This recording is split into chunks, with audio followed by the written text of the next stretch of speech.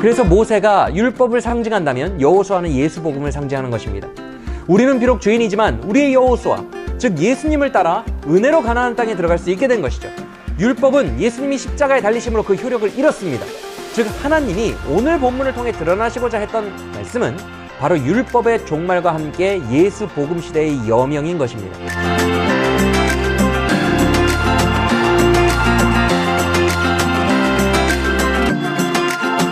안녕하세요. 성경에 더있다 장민욱 목사입니다. 성경에는 우리 주님 예수님부터 시작해서 억울한 분들이 제법 등장합니다만 그 중에서도 거의 탑3 안에 들어가는 인물이 바로 모세인 것 같아요. 왜 그래요? 모세는 40년을 주님께 순종하여 그 말 안 듣는 이스라엘 백성을 애굽에서 탈출시키고 광야를 건너 가나안 땅까지 인도해 내었습니다. 오직 그의 비전과 소망과 목표는 가나안 땅이었을 거예요. 그게 당연해요. 그런데 모세가 가나안 땅에 들어가요? 못 들어가요? 못 들어갑니다. 모세가 잘못한 거라고는 고작 바위 2번 내리친 것뿐인데 말입니다. 어쨌든 그래서 이 문제는 대표적인 성경의 난해 본문 중에 하나라고 볼 수 있죠. 근데 우리가 먼저 알아야 할 것은요, 지금 이 사건은 이스라엘이 애굽을 탈출한 지 40년 세월이 지난 다음의 이야기라는 것을 우리는 알아야 됩니다. 지금 하나님께 막 원망하고 있는 그 민수기 20장의 백성들의 모습은요, 출애굽 1세대가 아니라는 거예요.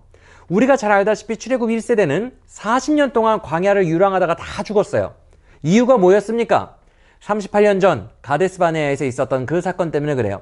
하나님은 가나안 땅을 주신다고 하는데 믿음으로 반응하지 못하고 불평했던 사건 기억나시죠? 그 사건으로 인해 1세대는 이미 다 죽은 상황이고, 오늘 본문에 나와서 원망하고 있는 백성들은 완전히 새롭게 일어난 출애굽 2세대들이라는 것입니다. 근데 여러분 혹시 이런 생각 안 드세요? 아니 40년이 지났다며 대체 저 사람들 40년 광야 훈련 기간 동안 뭐 한 거야? 이런 질문 말입니다. 그렇다면 왜 그들은 광야 훈련 기간 동안 전혀 나아진 게 없는 걸까? 여기에는 아주 중요한 영적인 의미가 있습니다. 민수기 20장은요, 1세대가 다 죽고 2세대가 드디어 출범하는 첫 번째 사건이에요. 하나님은 그 등장부터 이렇게 되게 못나 보이는 사건을 기록해 놓으셨다는 거예요. 왜 그러셨을까? 이게 인간의 현주소라는 것입니다. 이게 인간의 실상이에요. 우리들은요, 오랜 훈련을 받으면요, 뭔가 막 더 거룩해지고 더 성도가 변화될 것으로 생각하는 경향이 있어요. 그런데 하나님은 인간이 얼마나 소망 없는 존재인지를 이 사건을 통해서 정확하게 말씀하고 계신 거예요. 2세대가 출범하는 첫 사건이 이러니 말입니다. 우리는 어떻습니까, 그럼? 아마 많은 신앙인들이 이런 것들을 경험할 거예요. 내가 그래도 제법 성장했지? 이렇게 알았건만 험해질 정도로 옛자에 넘어지고 마는 것 많이 경험하시죠? 그래서 우리가 분명하게 알아야 할 것은 우리가 천국에 들어가고 안 들어가는 것은 우리의 점수가 누군 80점, 누군 40점 더 높아서 우리가 더 고상해져서가 아니라 오직 주의 은혜로만 들어갈 수 있다는 것입니다. 그리고 이 전제 안에서 또 하나의 중요한 주제로 나아가세요. 그런데 바로 이 두 번째 주제 안에 우리가 궁금해하는 그 모세의 억울함, 모세는 왜 가나안 땅에 못 들어갔지? 이거와 관련한 답이 나온다는 것이죠. 오늘 본문에서 2세대가 1세대랑 똑같이 반응하고 원망하니까 모세와 아론이 어떻게 합니까? 하나님 앞에 또 엎드려요. 출애굽기 17장 시절과 똑같습니다. 그랬더니 여호와의 영광이 나타나셔서 이렇게 말씀하십니다. 지팡이를 가지고 반석에게 명령을 하라. 거의 비슷해요, 그때랑. 그러자 모세는 명령대로 지팡이를 잡기는 잡아요. 그런데요, 그 다음부터는 명령대로 안 해요. 모세는 반석을 지팡이로 2번 내리치는 행동을 합니다. 근데 그 명령을 살짝 어긴 거죠. 근데 일단 물이 많이 솟아나기는 해요.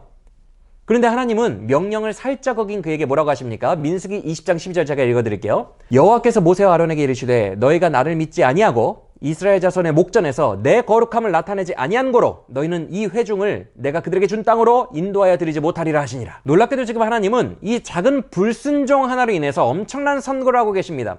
가나안 땅의 2세대 이 못난 자녀들은 들어가도 모세와 아론은 못 들어간다는 거예요. 얼마나 억울합니까? 그리고 또 하나 궁금한 것이 방금 읽은 구절을 보면 모세와 아론에게 너희가 믿음이 없다 이런 말씀을 하셨다는 거예요. 여러분 정말 믿음 없었으면 지팡이로 2번 쳤을까요? 여러분 지팡이로 100번을 친다고 해서 물 나옵니까, 반석에서? 아니에요. 2번 쳤다는 것도 믿음이 있다는 거예요. 즉 모세는 반석에서 물이 나올 거라는 믿음이 있기는 있었습니다. 그렇다면 왜 하나님은 모세의 이 행동이 믿음 없는 것이었다고 평가하셨을까? 그리고 마지막으로 또 하나 질문. 하나님이 이런 의미심장한 말씀을 하셨다는 거예요. 너희가 이스라엘 자손의 목전에서 내 거룩함을 나타내지 않았다. 이런 말씀 말입니다. 이런 말을 왜 하셨지? 여러 이런 질문들을 가지고 오늘 본문을 연구해 볼 때 우리는 본문을 복음적인 관점에서 해석할 수 있어야 합니다. 그래서 모세가 그들을 율법의 잣대로 보고 화를 내며 심판을 땅땅 선언했을 때 하나님께서 오히려 그 모세에게 심판을 선언하신 장면은요, 상징적인 측면이 있는 거예요. 율법은 이스라엘에게 사형을 언도했지만 하나님은 도리어 그 율법에게 사형을 언도하신 겁니다. 그리고 출애굽 2세대를 데리고 가나안에 들어갈 자를 새롭게 설정하십니다. 그게 누구죠? 우리가 잘 아는 여호수아죠. 근데 여호수아의 이름이 예수님과 같은 뜻의 이름인 것을 여러분들은 잘 아실 것입니다. 그래서 모세가 율법을 상징한다면 여호수아는 예수 복음을 상징하는 것입니다. 우리는 구제불능 죄인들도 하나님이 능히 구원하실 수 있다는 것을 믿어야 합니다. 그리고 죄인들에게 마지막 그 순간까지 은혜와 사랑의 복음을 선포해야 합니다. 왜냐하면 그게 하나님의 거룩하신 사랑을 높이고 드러내는 것이기 때문입니다. 여러분, 이제는 사람을 묵상하지 마시길 바랍니다. 복음을 묵상해야 됩니다. 그래서 많은 사람들에게 정죄와 사망 선고를 내리는 율법의 표상이 되기보다는 은혜의 복음을 선포함으로 하나님의 거룩함을 만방에 드러내는 우리 모두가 되기를 간절히 소망합니다.